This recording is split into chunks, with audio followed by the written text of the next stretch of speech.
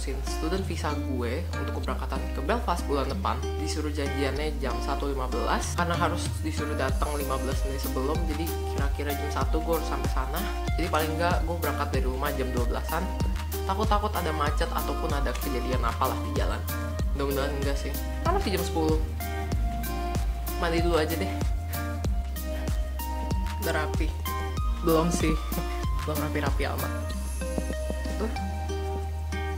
Sekarang udah mau jam 12, jadi kita langsung berangkat aja ya. Sampai ketemu di jalan.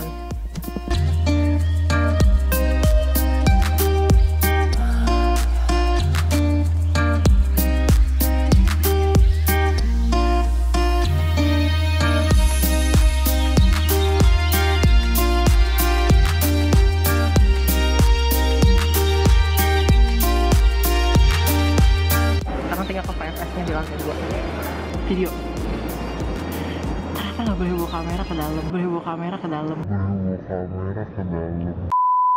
ternyata kita nggak boleh ngerekam sama sekali di VFS. Jadi saatnya gue membahas sedikit tentang apa aja sih yang perlu disiapin untuk membuat visa pelajar ke UK selama masa pandemi ini. Untuk pembuatan visanya sendiri ada banyak dokumen yang harus teman-teman kumpulin, dan gue mendapatkan banyak list yang harus disiapkan. Dokumen-dokumen apa aja yang harus disiapin? Yang pertama yaitu paspor paling penting. Itu tuh kayak tiket kita untuk bisa ke luar negeri. Yang penting paspornya ini masa berlakunya juga harus minimal 6 bulan dari sejak kita pertama kali masuk ke negara yang dituju. Jangan lupa untuk kumpulin 2 paspor, 1 paspor baru kalian dan 1 paspor lama kalian. Terus selain itu juga ada lagi online application form yang akan didapetin langsung dari website VFS-nya. Jadi ketika kalian daftar, kalian akan dapat online application form itu dan harus kalian isi, kemudian dikembalikan lagi ke VFS-nya. Salah satu dokumen yang paling penting juga dalam pembuatan visa pelajar adalah CAS letter.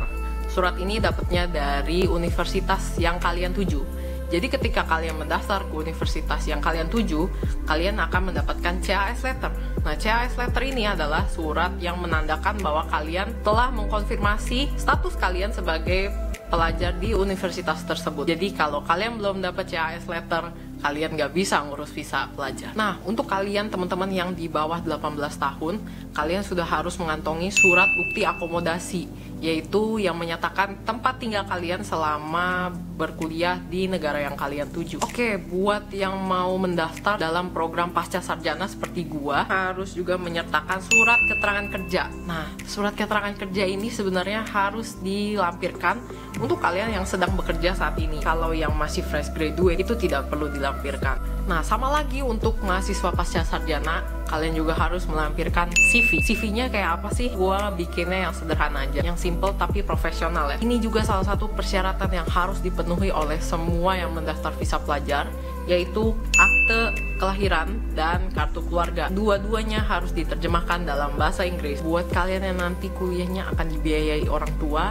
dan orang tua kalian punya perusahaan atau usaha sendiri, jangan lupa untuk melampirkan yang namanya SIUP atau akte pendirian perusahaan. Dokumen ini harus dilampirkan dalam bahasa Inggris juga. Nah, buat yang orang tuanya masih bekerja, jangan lupa juga untuk melampirkan surat keterangan bekerja untuk orang tuanya.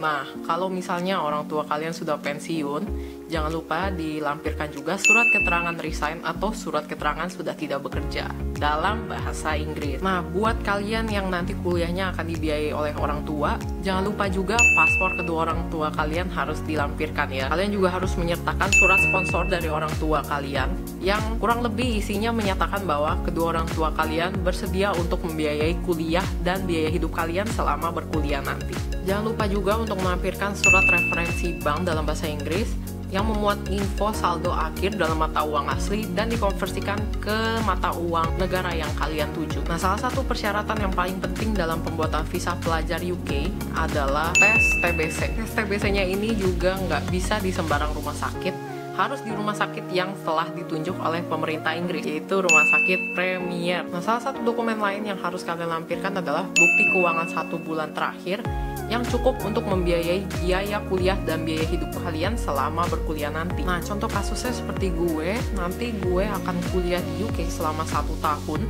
Jadi paling enggak, di bukti keuangan kalian harus bisa mencukupi untuk biaya 1 tahun studi kalian ditambah 9 bulan biaya hidup kalian. Nah, itu tadi dokumen-dokumen yang harus kalian siapin ketika mau mengurus visa pelajar UK.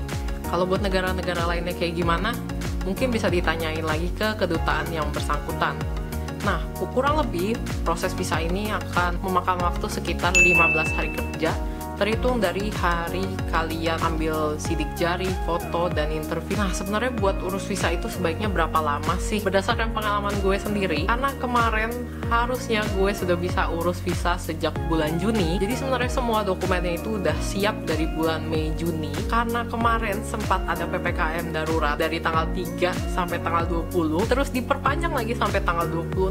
Di minggu-minggu itu kantor VFS-nya tutup, jadi susah banget untuk bisa ambil sidik jari, interview, dan juga ambil foto di kantor VFS-nya. Karena apa? Kantor VFS-nya itu ada di dalam mall di Kuningan City. Jadi kemarin sempat terhambat sekitar 3 mingguan untuk urus visa ini. Jadi kalau gue boleh saranin dari pengalaman gue, jangan mepet. Please, jangan mepet ngurus visanya. Jangan kayak 1 bulan sebelum keberangkatan baru panik ngurus visanya. Kalau boleh gue saranin, baiknya sih 2 bulan sebelum kalian berangkat itu semua dokumen udah siap. Amit-amit kejadian kayak gue itu nggak akan terjadi sama kalian. Harusnya. Mudah-mudahan. Thank you so much for watching. Semoga videonya bermanfaat buat kalian. Jangan lupa like, comment, subscribe, dan share ke komunitas kalian. Until next time, bye-bye.